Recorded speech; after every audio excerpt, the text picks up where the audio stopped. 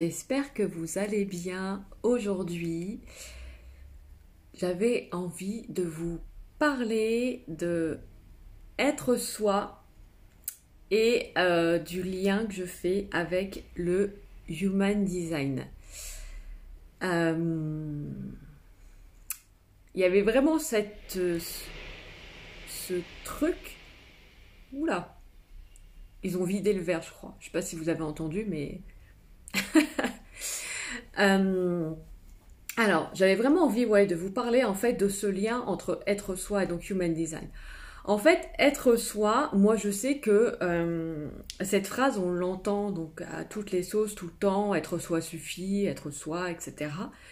Sauf que la réalité, c'est que moi,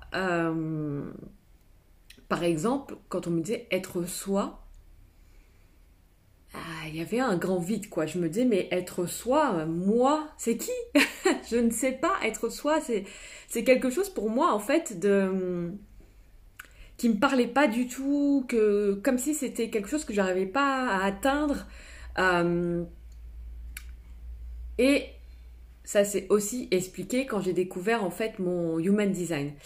Euh, donc moi j'ai la particularité d'avoir 7 centres blancs en fait éteints, enfin ou non définis, voire ouverts dans mon design. Et en fait quand les centres sont blancs dans ton design, ils sont beaucoup plus sensibles à l'extérieur et au conditionnement. Rien que ça a expliqué grandement que être soi pour moi c'était quelque chose de je comprenais pas presque en fait, je voyais pas,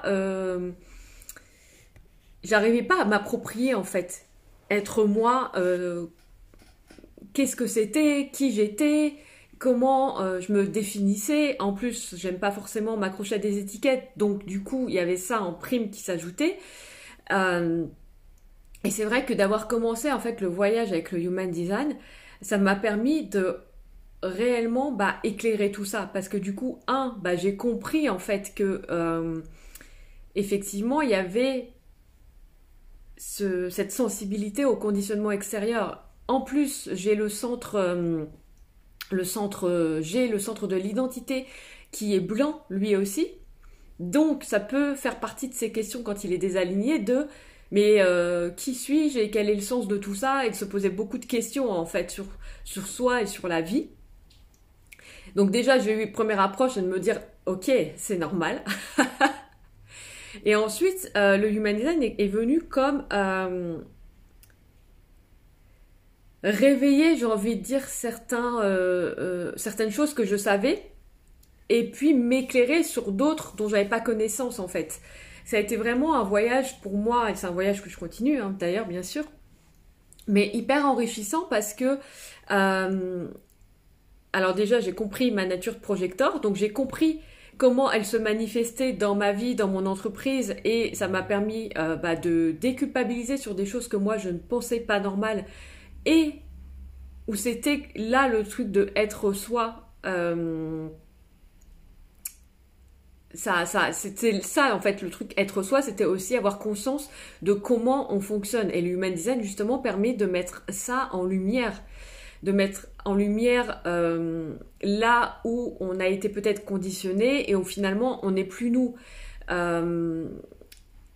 a permis de mettre en relief aussi et en lumière mes challenges, mes talents, tout ce qui était en fait déjà là. Et pour certaines choses, ça a été comme, oui, en fait, oui, je le sais, et d'accord, en fait, c'était là et c'était ça. Et ça a permis de m'y reconnecter. Et pour d'autres, ça a été vraiment plus de l'ordre de presque de la révélation, j'ai envie de dire. Comme si ça venait effectivement expliquer certaines choses que je pouvais vivre et que je comprenais pas forcément. Donc là où effectivement, coucou Marjorie, là où effectivement, il n'y a pas beaucoup de monde aujourd'hui en live. Là où effectivement être soi, c'est quelque chose en fait qui me parlait pas, parce que juste avec tous mes centres blancs sur mon design, il y avait énormément de conditionnement à libérer. Une fois que j'ai commencé à faire ce travail, ça m'a permis en fait vraiment de comprendre comment chaque centre dans mon Human Design se manifestait dans ma vie, comment je pouvais être moi, donc en lien avec chacun de ces centres. Qu'est-ce que c'était que moi finalement, quel était mon talent, ce qui me caractérisait. Pour moi, c'était des choses en fait auxquelles j'avais plus de difficultés à me connecter.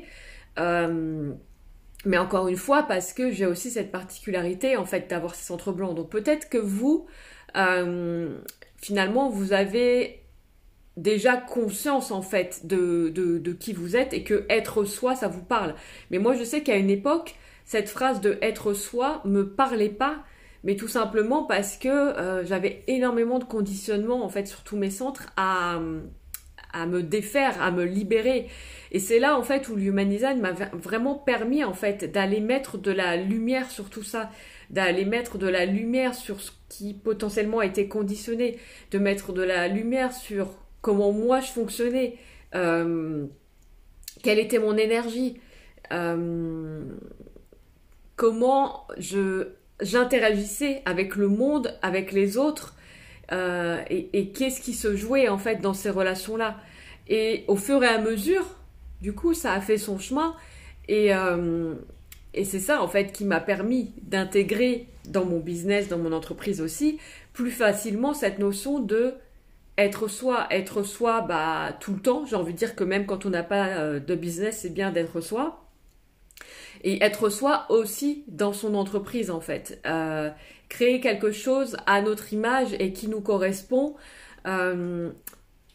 Et arrêter de faire ce qu'on croit devoir faire. Et arrêter d'appliquer des choses parce qu'on voit que ça fonctionne chez les autres, on se dit que ça va fonctionner pour nous. Et en fait, non. Et vraiment, l'Human Design, ça permet de se reconnecter, je trouve, à tout ça, à notre essence finalement, à notre âme. Et c'est là où finalement être soi a pris tout son sens pour moi avec cet outil. Parce que ça a permis de vraiment mettre en lumière tout ça. Et ouais, et en fait, c'est vraiment... on a énormément de conditionnement.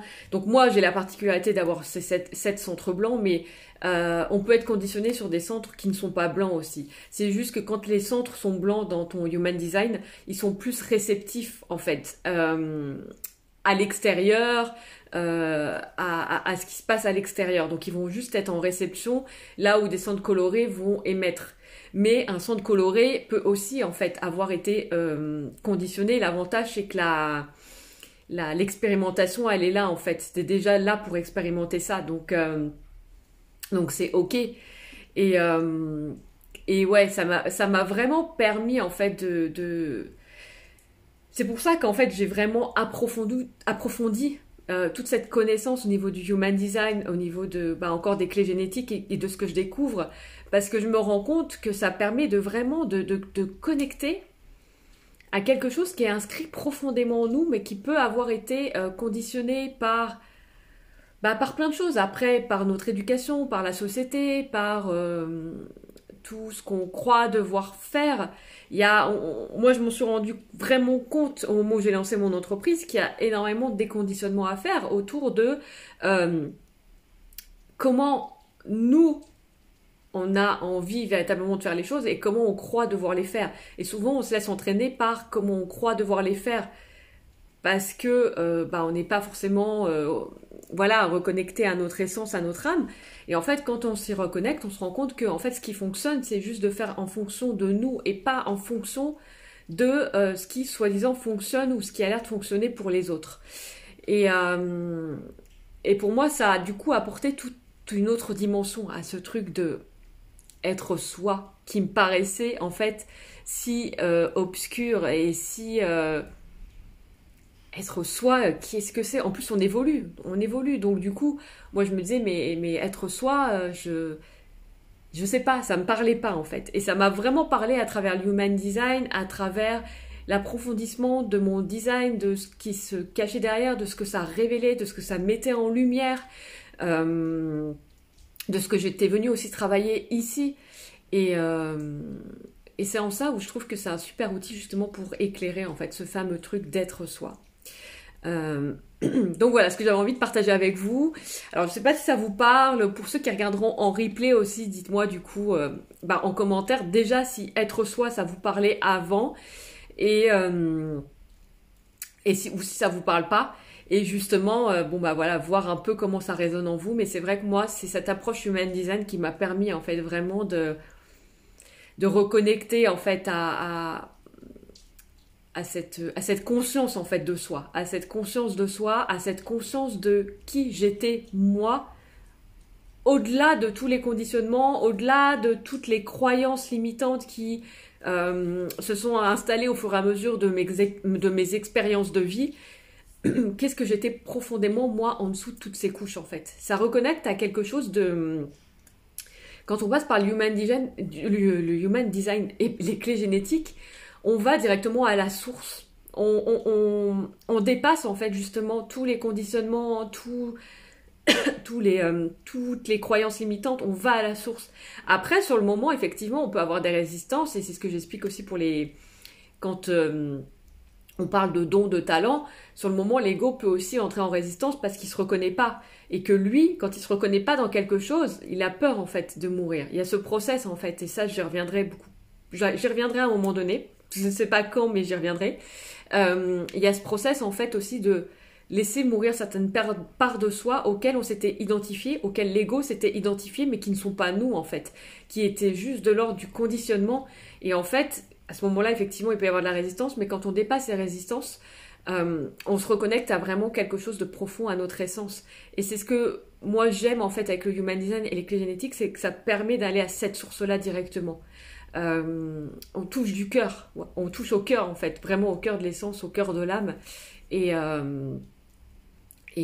j'adore. Tout simplement. Donc voilà ce que j'avais envie de vous partager en fait aujourd'hui.